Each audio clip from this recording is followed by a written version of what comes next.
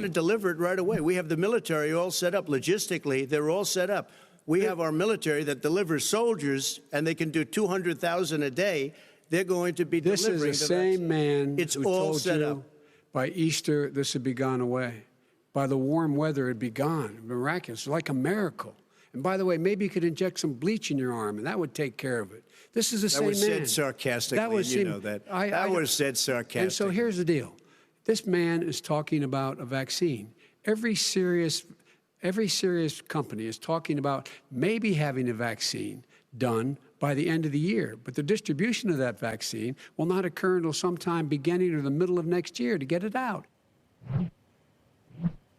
Kailey Leinz has been staying up late, watching the debate, running the analysis. Kailey, great to have you with us both. A lot of chatter about how heated this debate got. The markets are absolutely focused on the fact that Trump will not commit to urging his supporters to await calmly for the results. Your take. Good morning.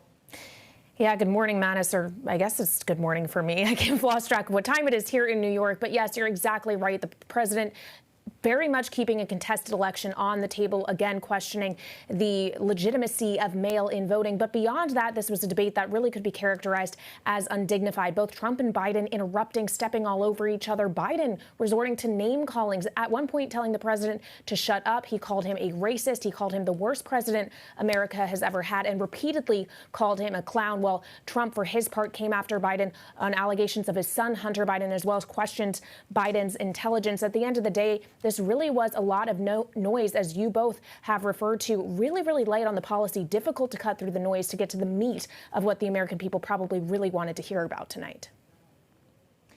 Yeah, Kailey, I got up very early in London to watch this debate amongst other expats in the newsroom. On specific policy, it was very hard to find those moments. There were few and far between. But when we did hear them, what were some of the primary messages?